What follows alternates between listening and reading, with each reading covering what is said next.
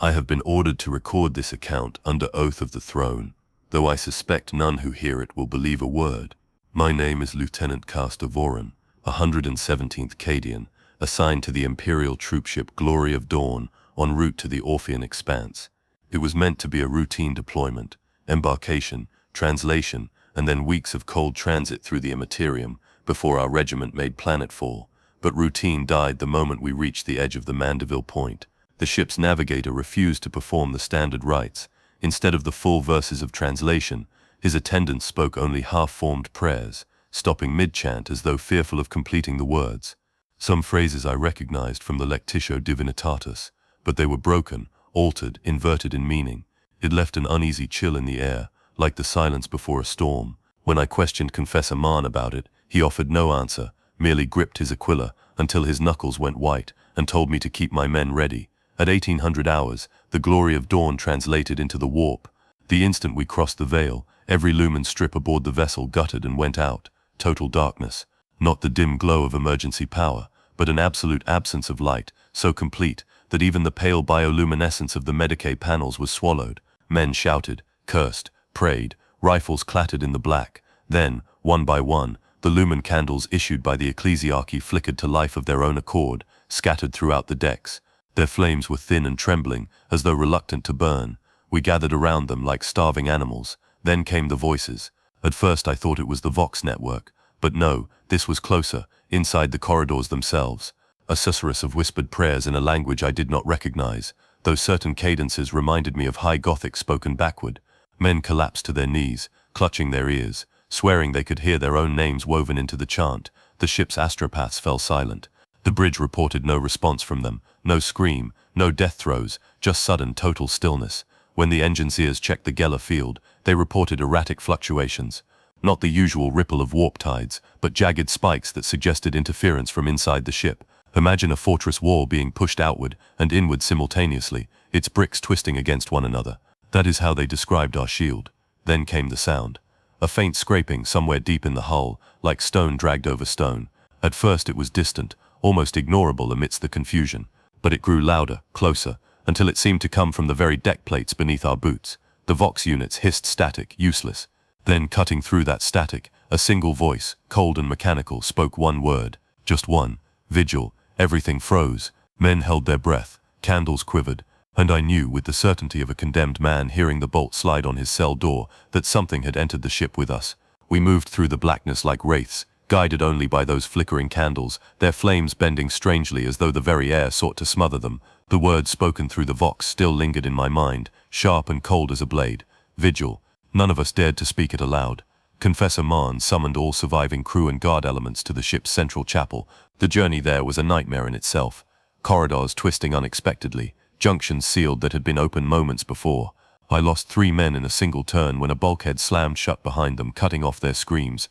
When we finally arrived, the great chapel felt wrong. The statues of the Emperor and the saints seemed diminished, their faces dulled, as though the stone itself had lost faith.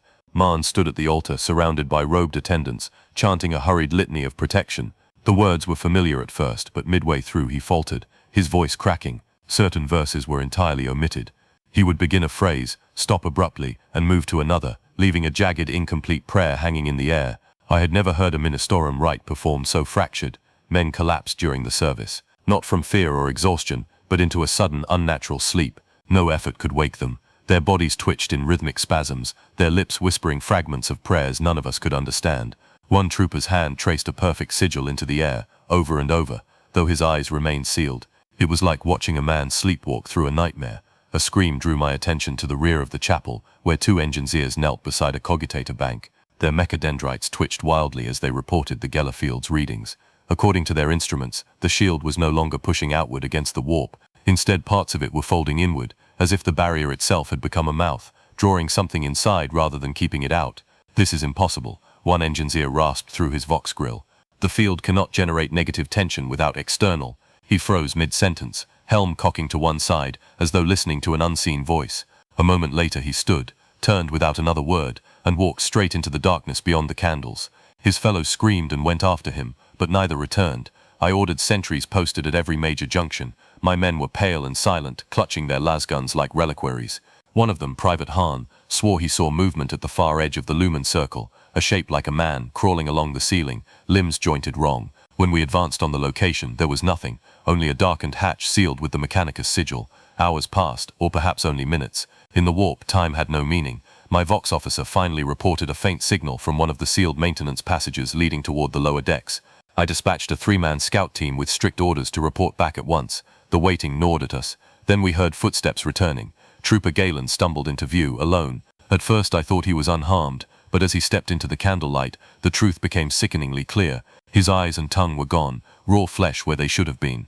Blood streamed down his chest in steady rivulets, but his gait was steady, almost calm. He knelt before Confessor Marn, dipped a finger into his own wound, and began to draw a pattern on the chapel floor, a spiral, tight and perfect. Once finished, he collapsed without a sound, dead before he hit the deck. The spiral glistened wetly in the candlelight. None of us spoke. None of us breathed. Then, from somewhere deep in the ship, the scraping sound returned. Closer now, louder, as though something vast and patient was moving through the bowels of the vessel, and the spiral at our feet was its mark. The spiral remained on the chapel floor long after Galen's body was removed. No matter how many times the attendants scrubbed it, the blood never fully faded. It was as if the deck plating itself had absorbed the mark. Confessor Marn stared at it for a long while, his lips moving silently. When at last he spoke, his voice was iron hard, brooking no question. From that moment forward, he decreed, all movement throughout the ship must be done by candlelight alone. No lumen strips, no glow orbs, nothing but the sacred flame. The darkness hungers, he said, and though I wanted to dismiss it as zealotry, I had seen too much to doubt him. The order was obeyed without question. Within the hour, we formed a single column, soldiers, attendants, and crew alike, each bearing a single candle. The flame seemed pitifully small against the cavernous blackness of the ship's decks, yet it was all we had. The column stretched like a living serpent through the corridors as we advanced toward the ship's core, where the Geller field generators were housed. As we marched, I began to notice odd behavior in the flames. Some bent sharply, as though a breeze blew against them, but there was no movement of air. Others guttered and flared to unheard rhythms, like a heartbeat just below the edge of hearing.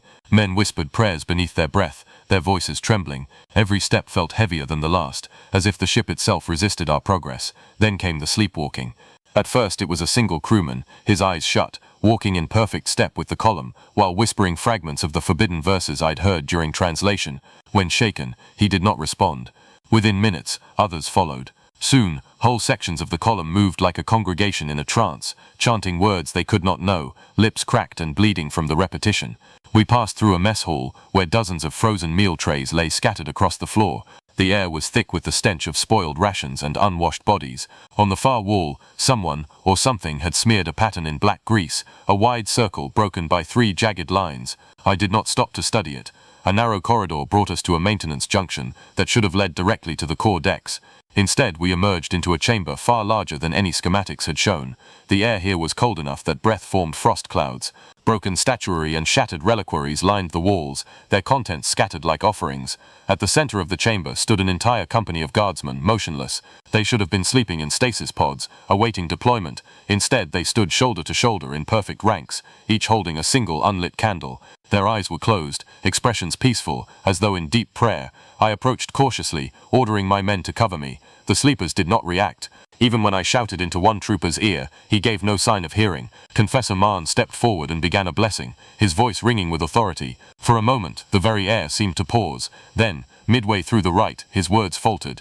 He clutched his chest, gasping, his face twisted in fear. The engineer accompanying us raised his auspex. His mechadendrites quivered wildly as he muttered Binharic's strings of code. "There is a pulse beneath us," he whispered, terror cracking his normally flat tone, like a heartbeat. Before I could respond, every single unlit candle in the hands of the sleeping guardsman burst into flames simultaneously. The sudden light seared our eyes. Then the sleepers opened their mouths and began to hum a single endless note. The sound vibrated through my bones, resonating with the pulse beneath the deck. My men fell back in panic. I shouted for order, raising my last pistol. The first of the sleepers stepped forward, then another, and another. In perfect unison, they began to advance toward us, their humming never breaking, their candles held high. I barked the order to retreat. The column turned, scrambling toward the junction we had entered through. But as we reached it, the blast doors slammed down with a deafening crash, sealing us inside. The humming grew louder. The candle flames stretched taller, flickering like the tongues of predators tasting the air. We were trapped.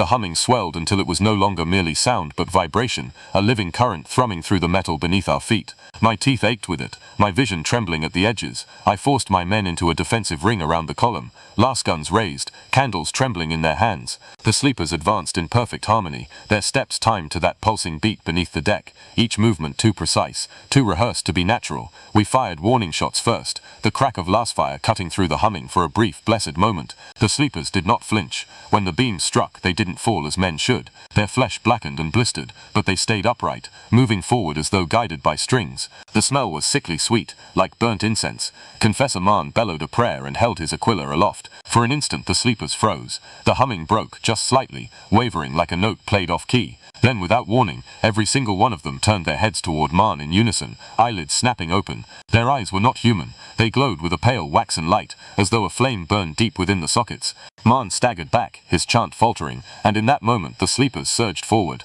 "Hold the line!" I roared, but it was futile. The sheer weight of their bodies pressed against us like a tide. Bayonets pierced unarmored flesh, lasguns fired point blank, and still they came, humming louder, surrounding us on all sides. The engine seer screamed through his vox grill for a path of escape. With the blast doors sealed, our only option was down. We fell back toward a narrow service stairwell, shoving through the mass of bodies with rifle butts and bayonets. As the last of my men forced their way through, I hurled a frag grenade into the crowd. The detonation scattered limbs and waxen shards, the stench of melted flesh filling the air, but even the ruined remains twitched and crawled toward the still-standing figures. We descended into the lower decks, our only illumination the flickering flames of our candles. The temperature dropped with each step. By the time we reached the final landing, breath plumed white before our faces, and ice crusted our weapons. The metal walls glittered with frost, and the sound of our boots on the deck rang hollow, as though the space itself were vast and empty. The lower holds were not as they should have been. According to the ship's schematics, these decks were meant to contain supply storage and maintenance bays. Instead, we emerged into a cavernous space, far larger than the glory of dawn could physically contain. The ceiling stretched into darkness, the walls lined with rows of shattered reliquaries and broken statues. Saintly faces lay in pieces on the ground, their features worn smooth as if by centuries of worship. It was here that the true stench hit us, rot mixed with burnt incense, a cloying, nauseating odor that seemed to crawl into the lungs and cling to the skin. My men gagged, covering their mouths with ragged strips of cloth. At first I thought the chamber empty, then the candlelight revealed figures scattered throughout the gloom. Dozens of them, perhaps hundreds, kneeling in prayer, crew members, servitors, even a few of my own regiment, who had gone missing during the march. Their bodies swayed gently as they murmured in unison, a constant droning litany. As we advanced cautiously, I realized the words they spoke were fragments of the same chant we had heard during translation. The sound came from their throats, but their lips did not move. It was as though the voices were merely using their bodies as vessels. Confessor Marn strode forward, fury burning away his fear. He raised his voice in a defiant hymn, the familiar syllables of the Imperial Creed cutting through the alien murmuring. For a heartbeat, hope flickered, then Marn faltered. He clutched his chest, gasping, his voice breaking on the final verse. A sound like distant laughter echoed through the chamber, though it came from nowhere we could see. The kneeling figures rose as one, turning toward us with movements too smooth to be human. The engine seer's auspex crackled with frantic bursts of Binharic code. "The pulse," he stammered. "It's stronger here. No, it's beneath here. The ship's heart is not in the core anymore. It's alive." Before we could react, the deck vibrated violently, nearly throwing us to our knees. The hum of the prayer swelled to a deafening crescendo, and then every candle in the chamber ignited at once.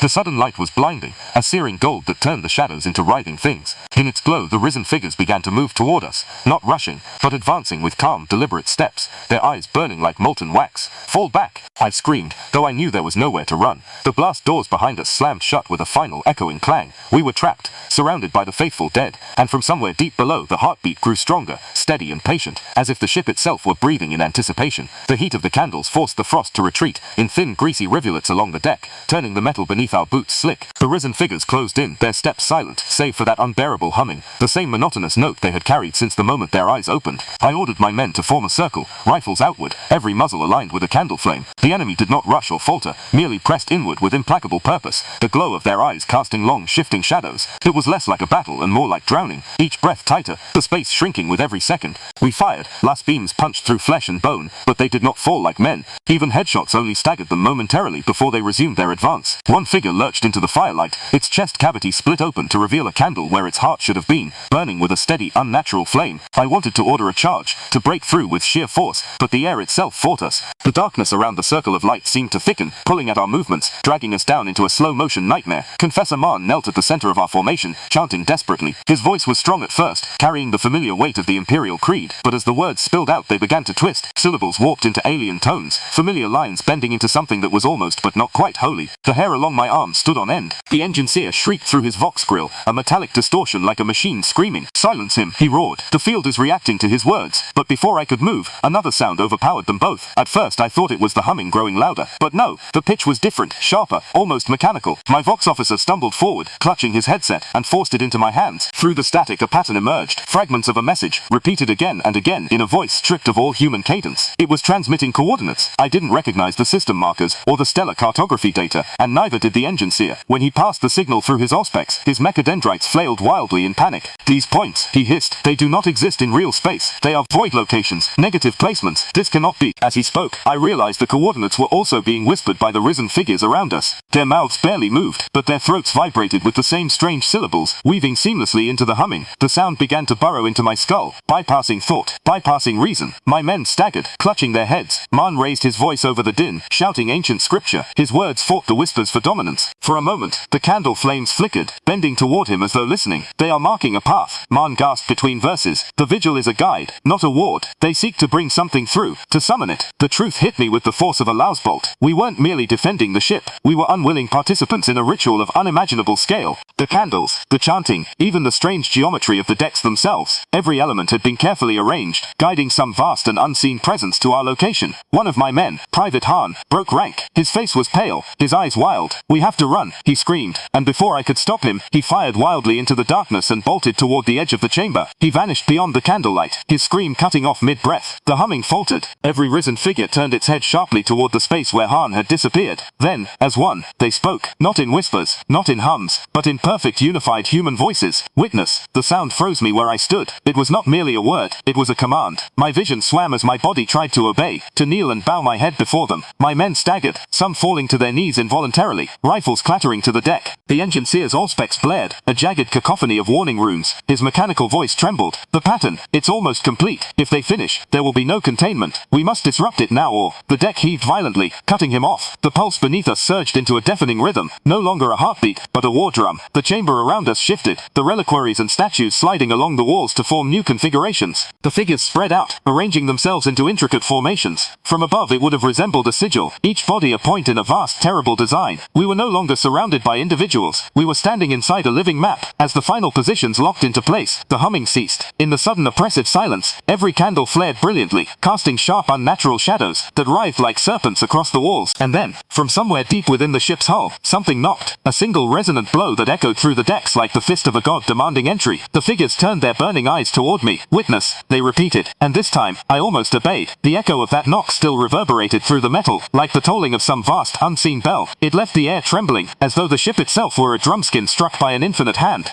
The figures around us moved in perfect synchrony, flowing outward to refine the pattern their bodies had begun to form. At first it looked random, chaotic, a scattering of limbs and flames across the frozen deck. But slowly, inexorably, it resolved into something with terrible precision, a design of circles within circles, sharp-angled intersections, joining points of flickering light. Even without seeing it from above, I knew we stood inside a vast sigil carved in flesh and wax. The engine seer watched it unfold with growing horror, vox grill clicking as binharic fragments spilled from his lips in a mechanical stammer. His auspex emitted shrill warnings as he scanned the shapes the bodies traced. Finally, in a halting voice, he translated what his instruments revealed.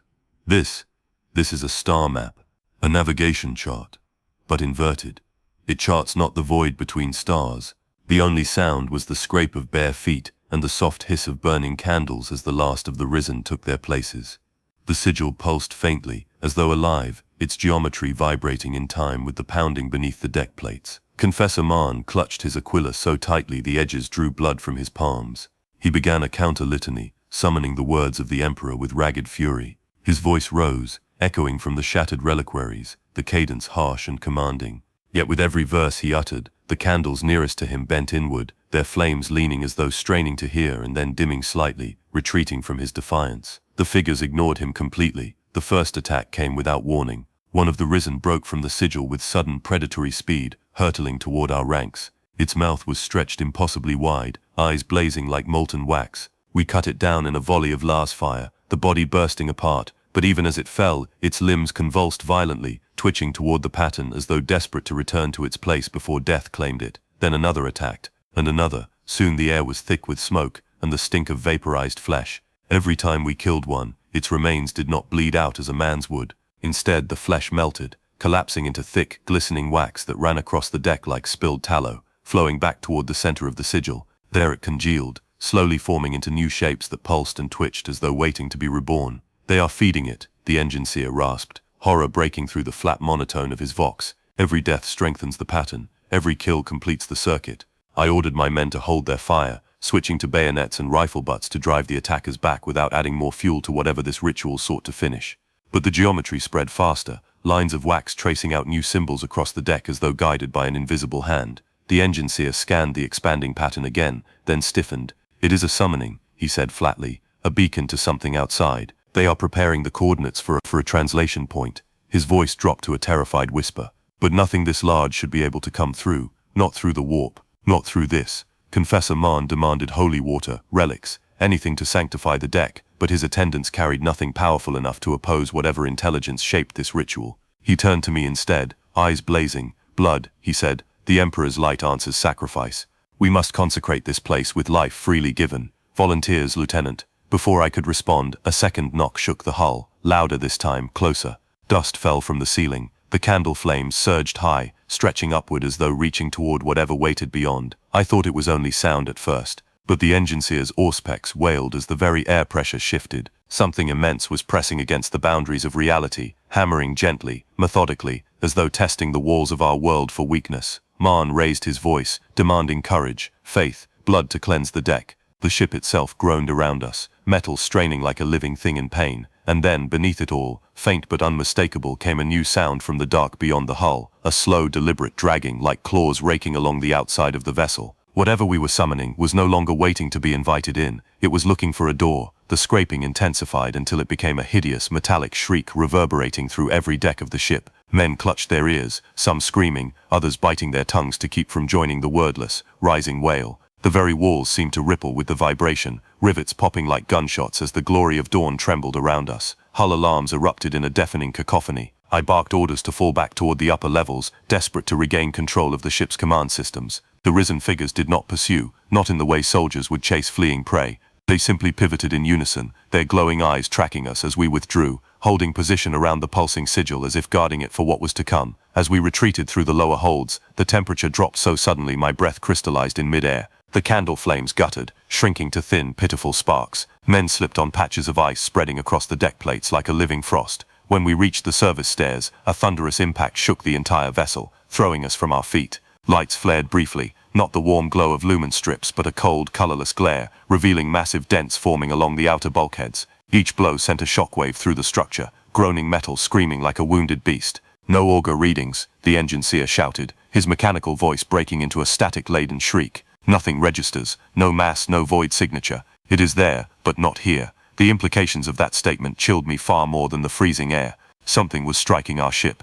yet by every measurement of Imperial technology, it did not exist. We pressed upward toward the bridge, passing scenes of growing horror. In one corridor, my men froze at the sight of fellow guardsmen crucified upside down, las guns welded into their hands like mockery of combat readiness. Their faces were serene, almost peaceful, each mouth whispering a fragment of the vigil chant through split lips. Further on, the vox arrays had fused with flesh. Human tongues and jawbones jutted from metal panels, forming grotesque organic amplifiers. They murmured the same cursed coordinates we had heard earlier, repeating them endlessly in perfect mechanical rhythm. I ordered their destruction, but when one was struck, the remaining voices screamed in unison, a single piercing cry that rattled teeth and bloodied ears. The architecture of the ship itself began to betray us. Corridors stretched impossibly long, looping back into themselves. Gravity shifted without warning, sending men tumbling to the ceiling before slamming them back to the deck. It was as if the glory of dawn were no longer a vessel but a living labyrinth, twisting to keep us lost. By the time we reached the approach to the bridge, only a fraction of my original command remained. Many had been taken by the ship itself, vanishing into walls or doors that closed silently behind them, never to be opened again. The great command doors hung open. I expected chaos within, Perhaps our officers fighting desperately to retain control. Instead, the bridge was silent, every console lit but unattended. The captain's throne sat at the center, turned slightly toward us as though awaiting our arrival, and in that throne sat it. At first glance, it might have been human. Then the candlelight revealed the truth. Its face was smooth and featureless, like wax stretched too tightly over bone. Beneath that translucent surface, veins of flickering fire pulsed with each mock breath. Its limbs were bound to the throne by cords of flesh grown directly from the armrests, and at the center of its chest, embedded deep, was a single candle burning with a flame that gave off no heat. It did not move as we entered, but its voice spoke from every vox speaker simultaneously, layered and overlapping in countless tones. "You flee the vigil," it said. "You retreat from illumination." Confessor Marn raised his aquila, shouting a litany of purification, but the words faltered and died in his throat. The creature's head tilted as if amused. "The threshold approaches," it continued. "The offering is sufficient. Open the way." The engineer stumbled back, clutching his auspex, which now blared non-stop warnings. "It's calling to the field," he shouted. "The Geller barrier is collapsing inward. It's tearing the membrane itself." Another impact slammed the hull, stronger than before. Candles across the bridge ignited spontaneously, hundreds of them appearing where no wax had been, their flames stretching tall and white-hot. Men screamed as their flesh blistered under the unnatural heat. The creature in the throne finally moved, its featureless head turning toward me. "You have been chosen to witness the crossing," it intoned. "One among you must serve as the final wick." Its hand, thin and brittle like dried parchment, extended toward our ranks. Slowly, deliberately it pointed, not at Marn, not at me, but at the engineer. The engineer froze, a strangled whimper escaping his vox grill, as every candle flame in the room bent toward him, flickering eagerly like predators scenting prey. And somewhere deep within the walls of the ship, something laughed. The engineer staggered backward, his mechadendrites flailing wildly, as though trying to pull him away from that accusing, inhuman hand. His vox grill sputtered bursts of binharic static, half-formed code that sounded almost like pleading. The circle of candlelight around him swelled as the flames leaned inward, hungry and eager. My men raised their weapons instinctively, but I could see it in their eyes, the hesitation, the primal terror that made even trained soldiers falter. They feared that firing would only feed whatever malign will guided this ritual as it had before. I have heard it since before we translated," the engineer stammered, his voice breaking through the static. Whispers beneath the hum of the engines. "At first I thought them data anomalies, then commands. Now I understand. It was never the machine spirit of this vessel speaking to me. It was it." He turned to me then, eyes wide behind his red lenses, and his next words were a confession and a plea. "Lieutenant, I am already part of the pattern. I have been since the vigil began." Marn surged forward, aquila raised high. "Blasphemy! This is a trick of the warp. He is corrupted, a willing servant of the darkness." His voice thundered in the vast chamber, but even his fervor could not mask the tremor beneath. "We must destroy him now before he completes whatever unholy rite this abomination desires." The engineer recoiled, raising his hands in supplication, cables twitching like frightened serpents. "No, you don't understand. The Geller field cannot be restored through force. It must be aligned, balanced. The pattern cannot be broken. It must be completed by choice." His voice lowered, almost reverent. "I can stabilize it from within if I take my place willingly. If I become the final wick, I can hold it long enough for you to escape." "Lies," Marn bellowed, and in one swift motion he drew his sidearm, pressing the muzzle against the engineer's temple. "There is no salvation in bargains with daemons, only death." I raised my hand sharply. "Stop." My own voice cracked as I shouted, but both men froze.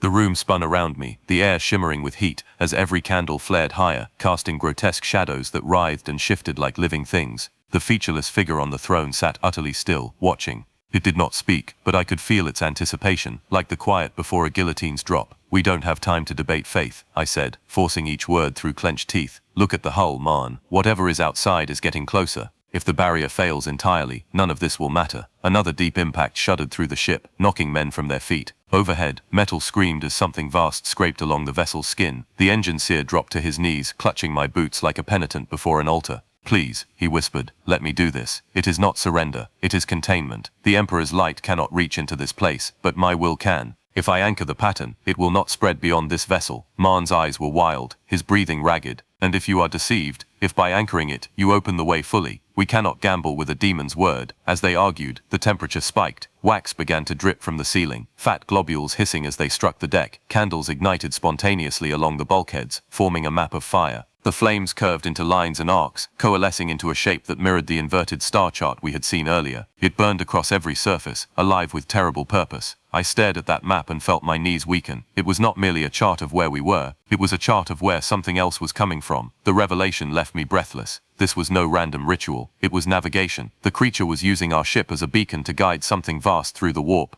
The engineer's voice cut through my terror. Lieutenant, decide. If we do nothing, the crossing will complete without me, and you will see what waits on the other side. None of us will survive that moment. His mechanical limbs splayed outward, ready to embrace the sigil like a lover. I beg you, let me go to my place. Before I could answer, a sound like a splitting mountain tore through the bridge. The candles flared white hot, forcing men to shield their eyes. Through the viewing ports the warp outside shifted, parting like a veil of oily smoke, and beyond that veil, something stirred. At first it was only a silhouette, vast and indistinct, a shadow moving through a greater darkness. Then it coalesced into lines, shapes, the suggestion of unfathomable limbs. The mere glimpse of it clawed at my sanity. It was not simply large, it was impossible, its presence dwarfing the ship, dwarfing entire worlds. Marn screamed scripture, voice breaking under the strain. My men fell to their knees, some sobbing, others laughing in hysteria. The engineer looked up at me one final time. There is no more time, he said softly. If I join the pattern, we live. If not, we all die. Before Marn could fire, I struck his arm aside. The shot went wide, burying itself in the throne's armrest. The engineer ran. He plunged into the center of the sigil, his body racked by violent spasms as cables drove themselves into his flesh. His voice rose in a dual chant, Bin-Hurric and High Gothic interwoven, building to a deafening crescendo. The ship shuddered so violently, I thought it would tear apart. Outside, the shadow shifted, its colossal bulk moving nearer, and in that moment, the map of fire covering the walls changed, realigning itself into a perfect image of the thing beyond the veil. It was coming. The engineer's body convulsed within the heart of the sigil, limbs locked in unnatural angles as the cables anchoring him burrowed deeper into his flesh. His voice was no longer his own. It boomed through the Vox network in a fractured chorus of Bin-Hurric ciphers and sacred verses, the two languages twisting together until neither was wholly machine nor holy, but something else entirely. The air grew dense around him, vibrating with pressure like the breath before a storm. Every candle flame bent toward the center where he writhed, as though drawn into orbit around a star. Beyond the viewing ports, the silhouette loomed closer. At first it was only the suggestion of movement, a darkness moving through darkness. Then its form began to emerge in the warp's roiling void, each glimpse worse than the last. A shape like a limb, but too long, jointed wrong. A curve like a spine, but bent in geometries that denied sense. It dwarfed the glory of dawn, dwarfed even the rational understanding of scale itself. My mind shrieked at the sight, searching for comparison, for any frame of reference, and finding none. It was like staring into the idea of predation given form, the ocean of night itself deciding to look back. Men collapsed where they stood, some foaming at the mouth, others clawing at their own eyes, as if blindness were preferable to comprehension.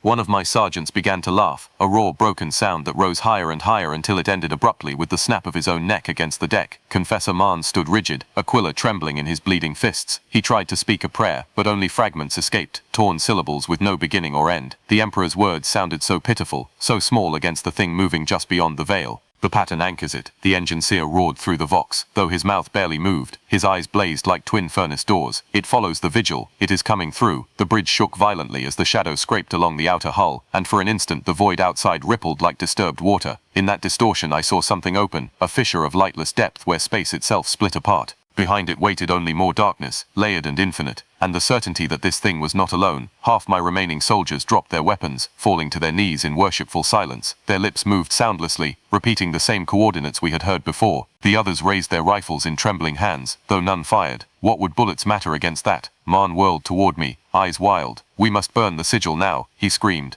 "End this before it crosses fully." But the engineer's voice thundered over him, mechanical tones cracking with static and something deeper, older. "If you break the pattern, it will not stop the crossing, it will widen the breach. I can hold it, contain it, but you must not interfere." Another limb, or something like one, slid past the viewing ports. Its surface shimmered with symbols that writhed like living things, glowing faintly as though lit from within. Wherever that faint light touched the warp's turbulent tides, the madness stilled, like predators fleeing the passage of a greater beast. The candles across the bridge flared higher, their flames thinning into long, sharp points. They no longer flickered but burned rigid and unmoving, frozen spears of fire marking the rhythm of the engineer's chant. Then, for the first time, the thing beyond the veil moved with purpose. It turned. I cannot describe how I knew this. It had no eyes, no face, no features to read, and yet I felt its attention pivot toward us, toward the ship, toward me. The weight of its regard pressed down like the ocean crushing a drowning man. My knees buckled, vision swimming, ears ringing with whispers that were not sound but meaning forced directly into the mind. The viewing ports darkened as a vast surface eclipsed what little light the warp offered. Slowly, impossibly, a shape like an eye opened across that darkness. Not round, not any form mortal biology would recognize, but the concept of an eye, the idea of seeing, rendered in jagged lines of burning void. Every candle in the bridge extinguished at once. The sudden blackness was total. I heard men shouting, others sobbing, someone firing blindly into the dark. The engineer's voice faltered, the chant breaking into static as the sigil's glow dimmed beneath him. Then the hull rang with a single deafening impact that silenced everything. The guns, the screams, even the prayers. The eye beyond the veil had opened fully, and it was looking directly inside. There was no light, not even the dim reflection of our own forms against the glass of the viewing ports. The extinguished candles left only the memory of their glow, a phantom warmth now stripped away. It was as if the very idea of illumination had been erased. In that suffocating black, sound became the only sense left to us, and even that was broken, distorted, like words spoken underwater. I could hear the rasp of my own breath, the frantic pounding of my heart, the disjointed sobs of the men scattered around me. Somewhere close, a las gun discharged, the searing hiss of its beam swallowed immediately by the void, leaving not even an echo. Then came the voice. Not speech, not truly, but a vibration that trembled through my bones and into the marrow. It was the same rhythm as the knocking we had heard before, but now it pulsed from within us, as though our bodies were hollow vessels struck by some colossal hand. The weight of it pressed me to my knees, my teeth rattling with the force. Others fell as well, some crying out, some silent, all of us united in helpless terror. I reached for my matches, hands shaking violently, and struck one. A thin flame sparked to life, pitiful and small. Its glow revealed only a fraction of the bridge, enough to see my nearest men crouched in defensive stances, weapons trembling in their grasp. But even in that meager light, something was wrong. The angles of the walls had shifted. The deck sloped subtly to one side, though the inertial dampeners were still functioning. I blinked hard, certain my eyes deceived me, only for the match to gutter and die, plunging us into nothingness once more. When I lit the next match, the room had changed again. The bridge was no longer where it had been. Doors were in the wrong places, consoles twisted into bizarre spiral patterns, and my men were standing in different positions, as if they had been rearranged while my eyes were closed. One had blood on his face where there had been none before. Another clutched his side as though wounded, though no sound of combat had reached my ears. "Lieutenant," someone screamed.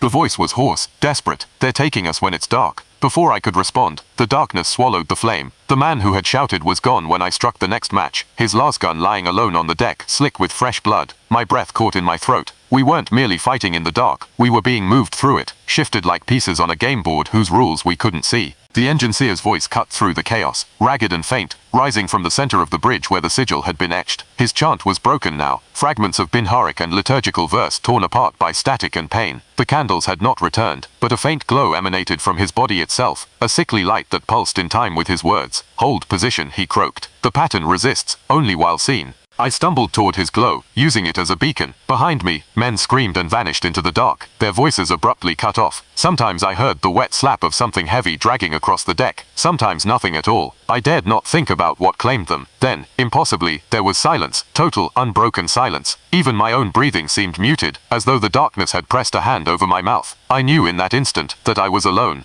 A single point of light appeared ahead, small and steady, a candle, floating unsupported in mid-air. Its flame burned perfectly still, untouched by any draft. I reached toward it, trembling, and the faint glow revealed what had become of the bridge. The consoles were gone, the walls, the floor, even the bodies of the dead, all had vanished, replaced by a vast smooth surface, stretching into nothingness. I could see no boundaries, no edges, only an endless plane of polished black, reflecting the candle's tiny flame. Behind me, a breath stirred. It was not human, it was too vast, too deep, like the exhalation of a world. My legs threatened to buckle, but I forced myself to move toward the floating candle. Each step echoed softly, the sound swallowed almost immediately by the oppressive dark. As I drew closer, faint shapes stirred in the reflection beneath the candle's flame. Faces. Hundreds of them. They looked up from the black surface, mouths opening and closing in silent screams. Some were men I had served with, others crew members I had never met. Their hands pressed against the underside of the surface, clawing to break through. The candle flickered, just once, and every reflected face screamed at once, not in silence, but in a single, ear-splitting roar that shattered the stillness, and drove me to my knees. My matchbook fell from my hands, scattering uselessly into the dark. When I dared to lift my head, the floating candle had drifted a few feet away, beckoning me onward, and I understood with a sick certainty that if I stopped following it, I would join the faces trapped beneath the surface. Somewhere behind me, so far away it seemed almost imagined, came the sound of Marn's voice, faint and breaking, a prayer. Desperate and ragged, it gave me the strength to rise. I followed the light into the endless dark, knowing there was no way back. The floating candle drifted ahead of me, always just beyond reach, its flame impossibly steady in the darkness. It cast a narrow circle of pale light, barely enough to see the ground beneath my boots. The surface here was smooth and seamless, like polished obsidian stretching endlessly in every direction. My footsteps echoed faintly, but the echoes returned distorted, delayed, as if traveling through some vast hollow space hidden beneath. Each sound reminded me of the faces I had seen beneath the surface, their silent mouths shaping screams that might never end. I followed the light because there was nothing else. Every instinct screamed at me to run, to flee into the dark, but instinct had no meaning here. Without the candle, there was no direction, no certainty of movement at all. But it was my only tether to reality, or what passed for it in this place. My breath rasped in my ears, loud and ragged, the only sound beside the faint hiss of the candle flame. The darkness shifted around me. At first I thought it was my imagination, but then the path behind me seemed to close, swallowed by shadows that moved like water poured into a crack.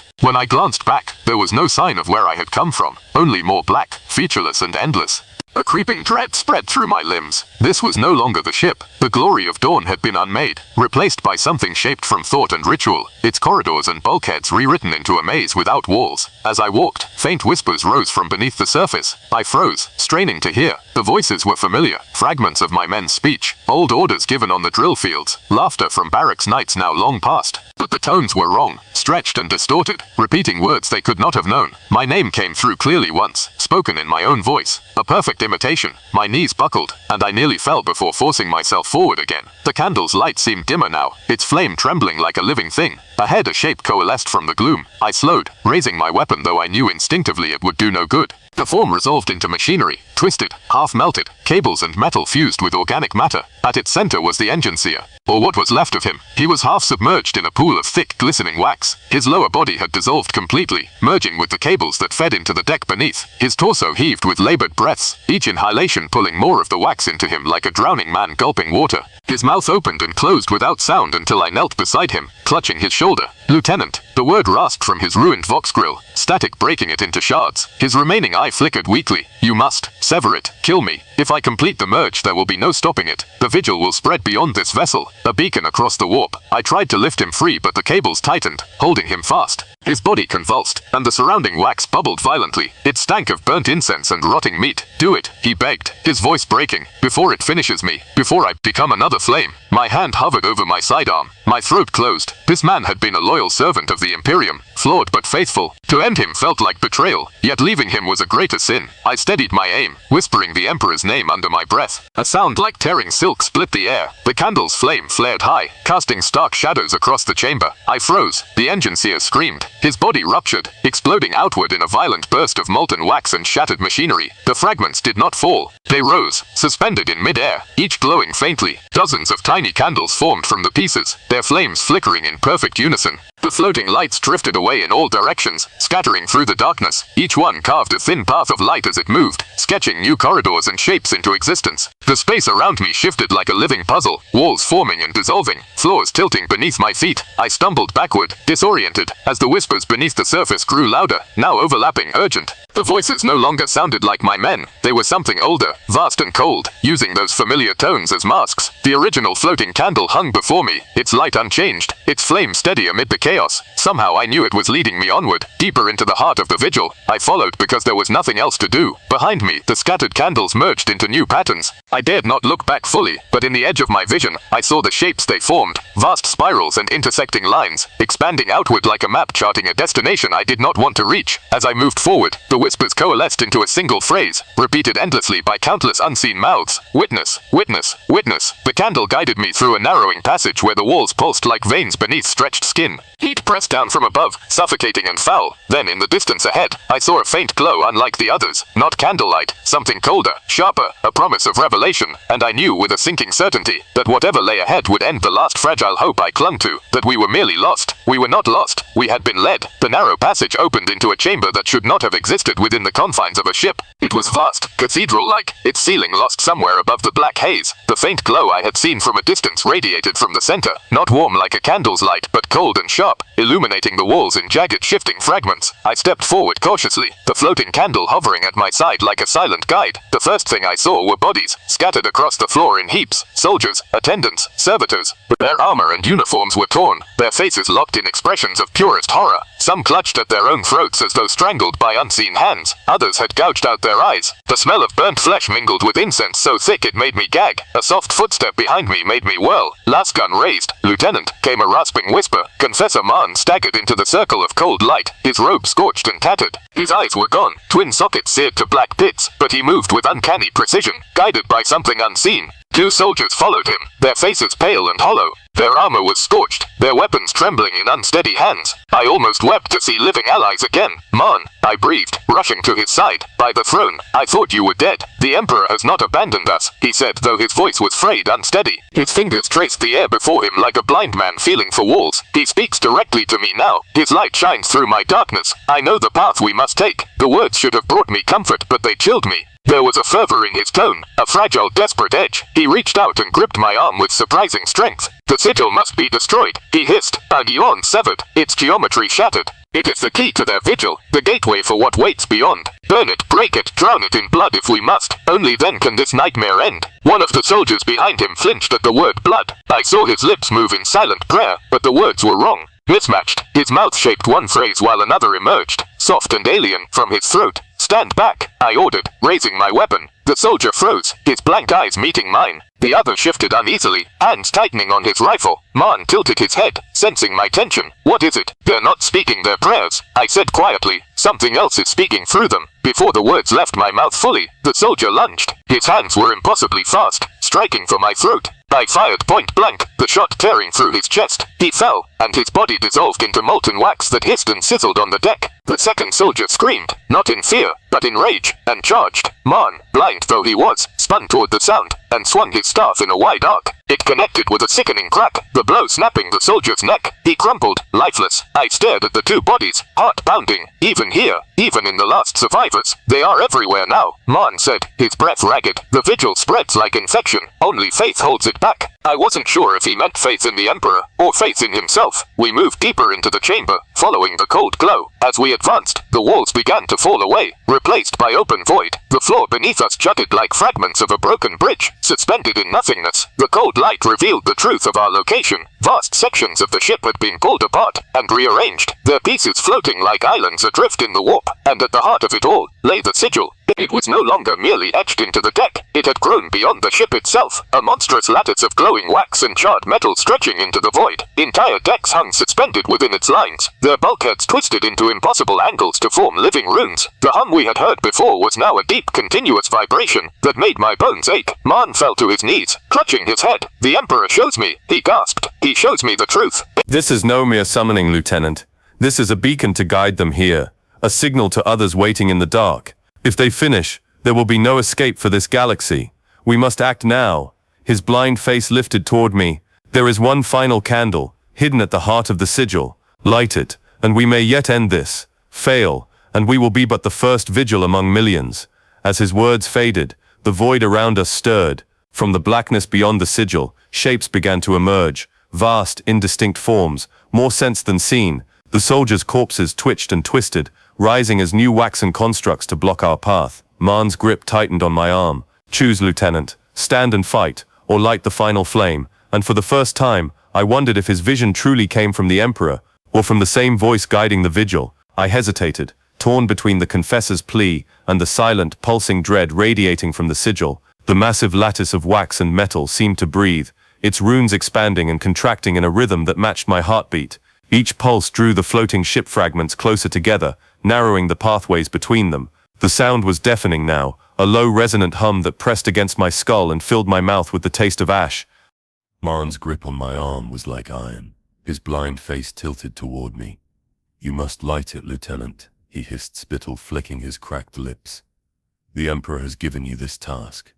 Only fire can sever their bridge. Only fire can end the vigil." I stared into his empty sockets, doubt gnawing at me. Was he still guided by the throne, or had the vigil claimed even his faith? The 2 slain soldiers lay twisted at our feet, their corpses already softening, their features melting into formless wax. Even in death they were being rewritten into the pattern. From the void beyond the sigil, movement stirred. Vast shapes, barely glimpsed, coiled and uncoiled in silence. Their outlines shifted too quickly to comprehend, each glance revealing something different. A limb, a maw, an expanse of writhing tendrils. They were waiting, watching. The mere awareness of their presence sent shivers through my marrow. Marn pushed me forward, nearly toppling me. "Go," he roared. Before they cross, I staggered across a narrow bridge of warped plating, its surface slick with congealed wax. Behind me the floating candle hovered close, its pale light steady amid the swirling dark. Each step felt heavier than the last, as if unseen hands sought to drag me down into the void. The constructs rose from the corpses then, their forms half human, half statue, wax flowing like living sinew over jagged frames of metal and bone. They blocked the path ahead, silent sentinels guarding the core of the sigil. My lasgun barked in my hands, beams searing through their bodies. But the damage meant nothing. The holes filled instantly, molten wax re-knitting with a sickly hiss. Marn's voice rose behind me, chanting verses with fanatical intensity. The constructs paused just for a heartbeat, their heads snapping toward him. "The Emperor's will compels you," he cried, voice breaking. "In his name, stand aside."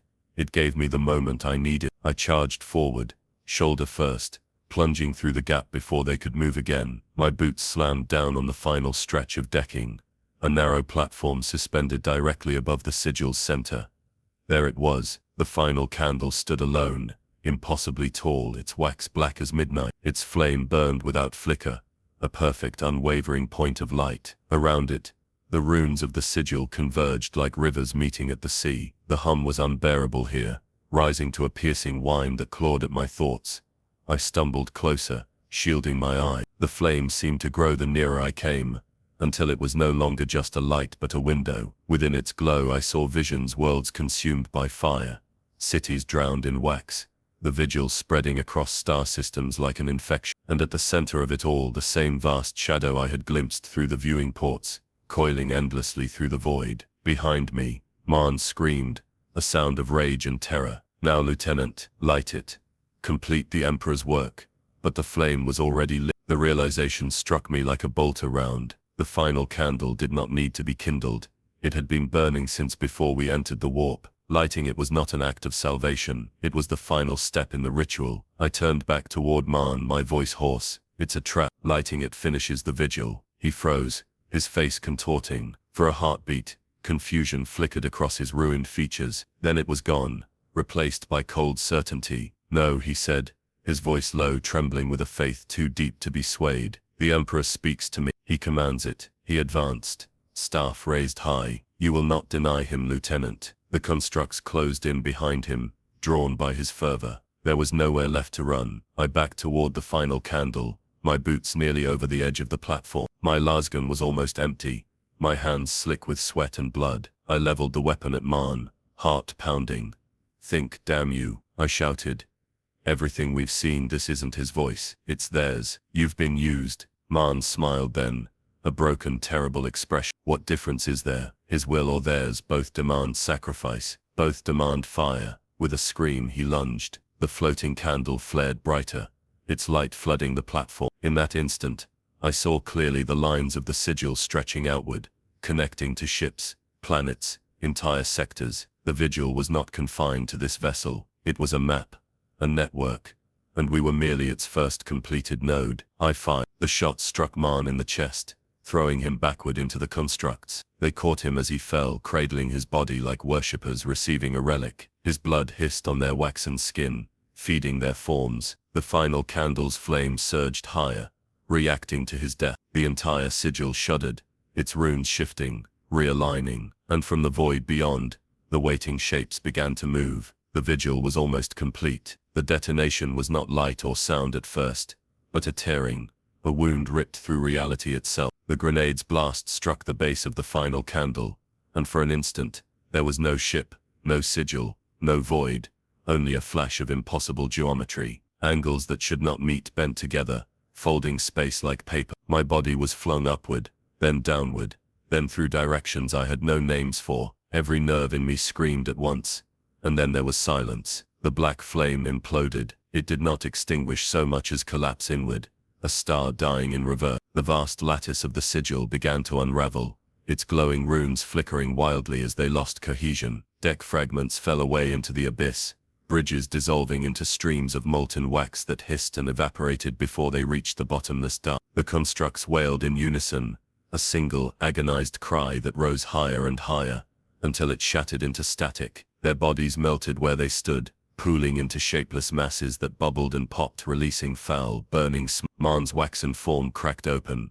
collapsing into nothingness, his silent hymn ending mid-note. I struck the deck hard, the breath knocked from my lungs. For a moment I lay there stunned, half blind from the blast. The floating candle wavered above me, its light guttering. Then it dimmed completely and vanished, leaving only the fading glow of the collapsing sigil. The void itself seemed to recoil. The vast shapes beyond the breach shifted, their limbs thrashing as the bridge they had been crossing dissolved beneath them. I caught a final fleeting glimpse of one immense form, a silhouette of claws and endless mouths, before it sank back into the deeper dark. Its retreat was not defeat, it was hunger deferred.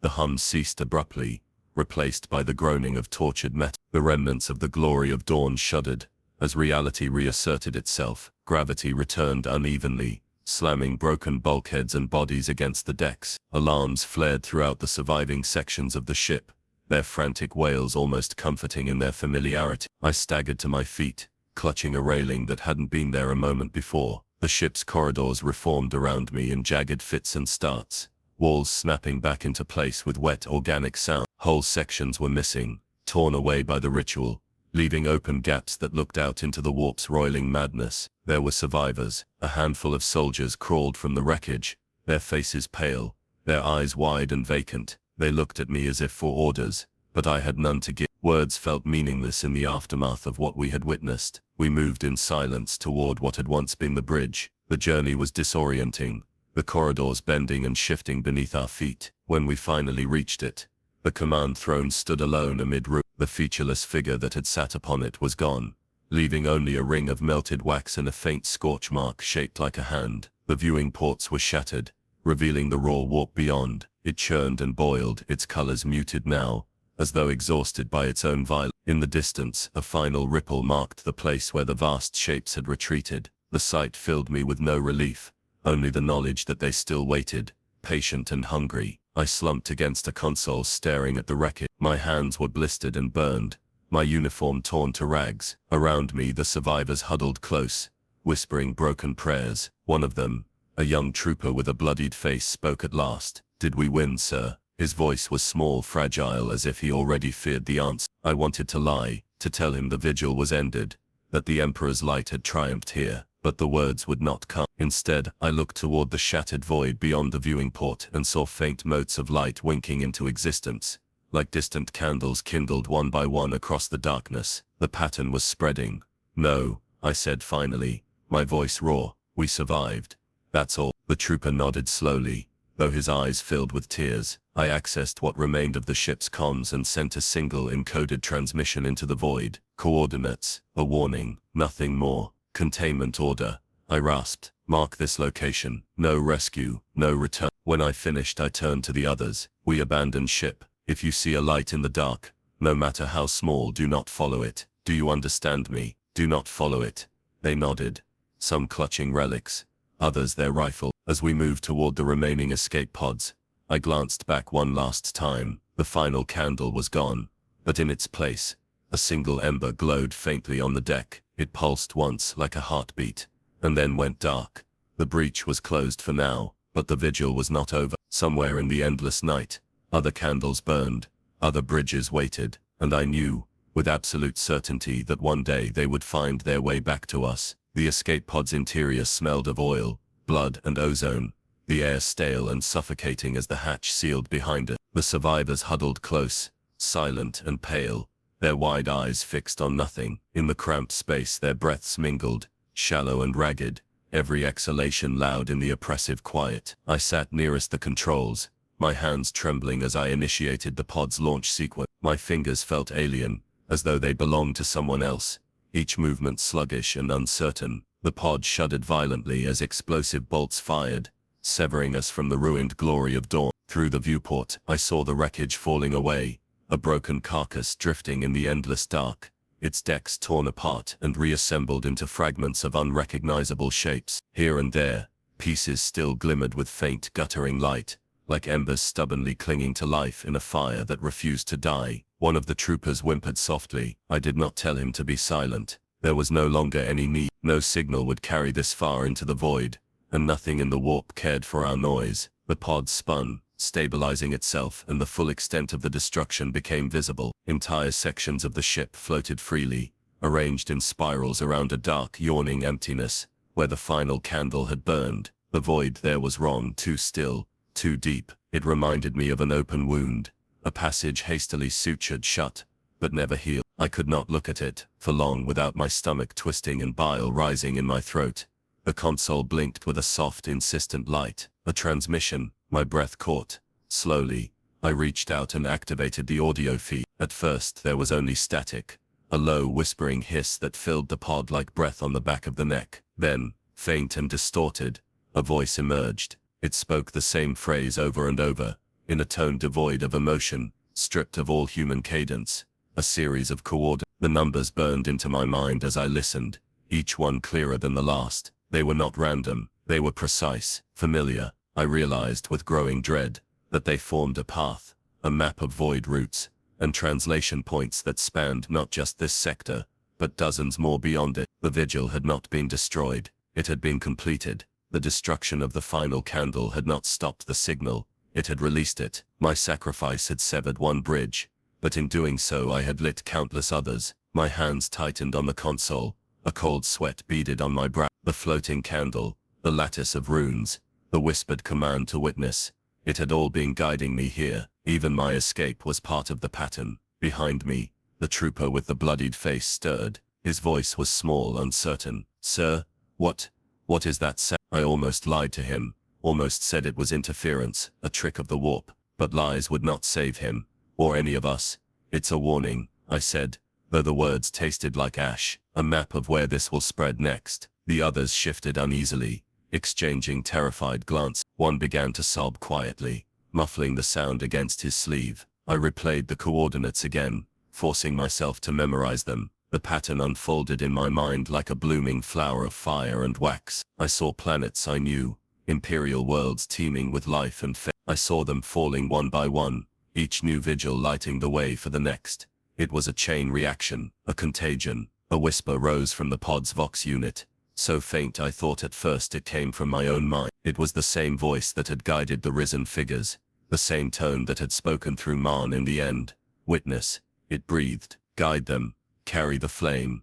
My chest constricted. I clutched my last pistol, half ready to fire into the device to silence it, to deny it this final command. But even as the thought formed, I knew it was useless. Destroying the Vox would not erase what I had heard. The coordinates were already burned into me, etched deeper than memory. The others looked at me for direction, waiting for orders as they always had. I saw their hope, fragile and desperate, clinging to me, like drowning men clutching driftwood, and I hated myself for what I was about to do. I set the transmission to repeat on all frequencies. If anyone heard it, any patrol, any ship, they would know to stay away. That was the only way I could frame it in my mind, the only lie I could tell myself to keep breathing. But in my heart, I knew the truth. The message was not a warning, it was an invitation. The pod drifted onward, alone in the void. Outside the viewport, the faint lights of distant stars flickered. Some of them seemed wrong, too steady, too deliberate, like candles burning in the dark. I stared at them, until my vision blurred, and still I saw the pattern, always the pattern. The trooper beside me broke the silence once more, his voice barely audible. Sir, what do we do now? I closed my eyes. There was no answer I could give that would not damn us all. When I opened them again, I stared into the darkness, and whispered the only command that remained. We run. But even as I said it, I knew we could never run far enough. The vigil had marked us, and no matter where we fled, the candles would one day find their way to us. The coordinates pulsed softly on the console like a heart. Each repetition was slower, heavier, as though the voice itself was sinking into some unfathomable depth. And then, just before the transmission cut out, a final phrase joined the numbers, so faint I almost missed it. First light has been lit. The pod shuddered as if struck by an unseen hand. The survivors gasped, clutching one another in fear. I stared out into the void, and for the first time I understood that what we had faced aboard the Glory of Dawn was not the beginning. It was only the spark.